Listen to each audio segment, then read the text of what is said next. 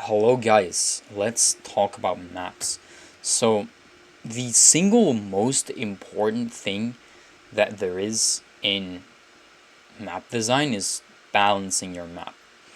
And what I mean with this is you want the map to be challenging on multiple speeds without there being too much RNG involved.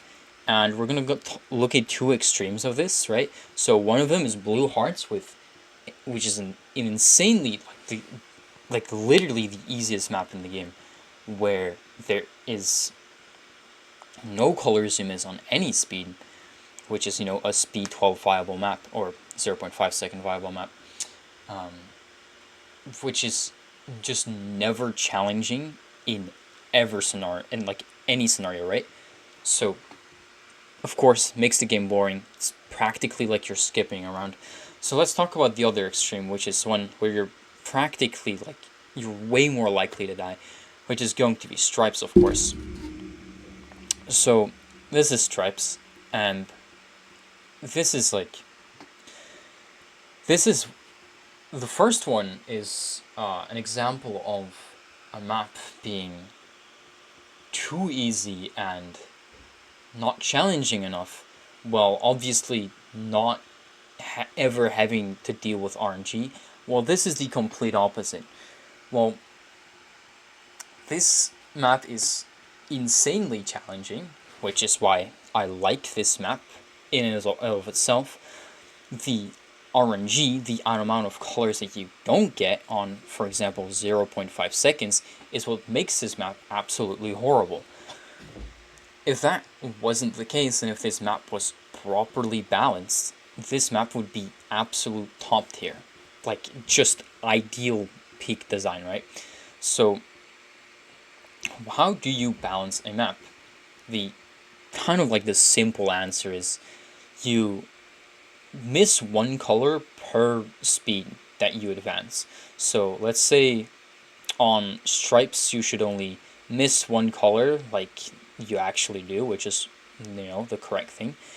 On 1.5 you should miss 2, on 1 second you should miss 3, and on 0.5 you should miss 4. This way you still get the majority of the colors, which you aren't getting right now on, for example, 0.5 seconds, while still making all of the other rounds challenging enough. So this kind of adds on to this. I didn't want to make like a specific slide about this, but the way we need to balance like the maps is obviously if all maps are going to be, let's say, like 2 second viable, or it's like 1.5, something like that. If all maps are like that, there might be a bit too much RNG. Sure, so there needs to be some kind of balance. And I don't have any ultra specific numbers in my mind right now, but all I know is that there should never be more than, let's say, like 15 to 20% of the maps being speed 12 viable like this, because it makes the game just way too easy. Maybe 25%, I can run that, but yeah. So, talking about making the game easy, asymmetry is there to make the game a lot harder. So, not only do you actually have to pay attention while playing the game, you also add a bunch of layers to the actual game. So what do I mean when I say this? I mean that you need to learn how to pre-jump, you need to learn how to position yourself. And just even though these things are seemingly simple, they can be such like a skill check, if that makes sense. If you're not automatically positioning yourself in the best way possible on like certain rounds, it kind of like you should get punished for it, or there should be a chance of you getting punished for it. And asymmetry is there. It's just a way to make the game more difficult. And yeah, it's like just like an example of that is that, let's say there's a spot in, I don't know, the bottom left corner.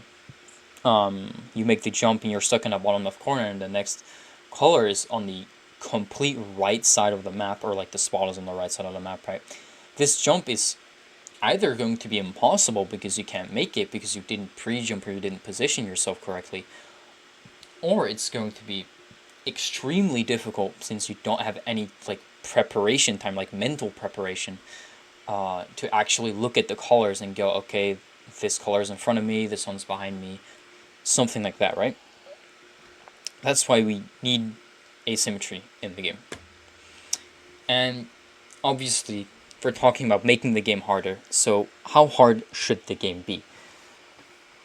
So let's just get this out of the way. So I kind of looked at all the floors and wrote down how many floors you can kind of get away with a sloppy reaction. And a sloppy reaction, I mean a missed turn, right? So I believe that this game should be difficult enough to the point where in at least 2/3 or like 75% of the time, you should just get punished for having a sloppy reaction. It's that simple, at least on the floors, right?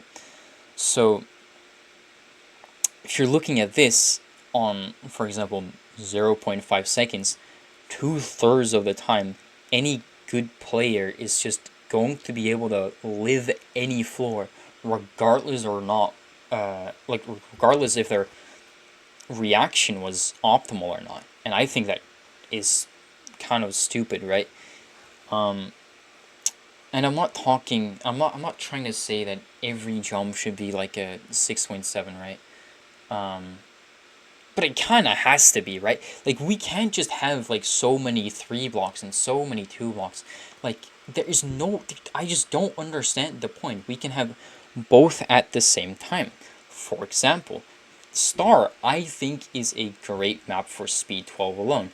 If there are, yeah, if there's like one of the like 10 or like 15, 20% of the maps that I want to be Speed 12 viable, I think that one is great. Because there are 2 spots, you get the best of both worlds. If you aren't insanely cracked at the game, if you aren't like 2100 elo, if you aren't like, you know, like insert top player name, then it's just not a hard jump for you. It should only be like a 3 or a 4 block, right? So you can have 4 blocks and like extremely hard jumps in the same floor. So when people say like, "Oh, you shut up, Senator. Nobody actually something bad is gonna happen when you only have really hard jumps." Like, no, not really. If you make the map smart and you only make it so that, or if you make it so that there's an alternative spot with a similar amount of colors, just a bit less, right? While the spot is easier, then you can have the best of both worlds. For people who are less experienced or less advanced, they can still make the jump. They are not forced to make a 6 block. Nothing's forcing them, right? But yeah, it's just the best of both worlds. Yeah, that's kind of all I had to say about map design. There are some like other things that I kind of want to mention that aren't that important. So I think the design of the map is like and it's not really that important, but it's cool if your map looks cool or clean. Also think that options to reposition after making a jump is important. So for example, even if you run, or even if you're stuck in a corner because the spot is there, you should sometimes be able to reposition to mid, or just kind of reposition while you're waiting on the floor to respawn. Just little things like that. Yeah, if it wasn't clear enough about like the last point, or from the last point, I think alternative spots are kind of important. I think development in the game is kind of bound to happen, so I think that it's only fair if everybody can kind of improve at their own pace, and if we have floors that have multiple, for example, speed 12 or 1 second spots, then yeah, that kind of is pretty cool. So yeah, that was the video.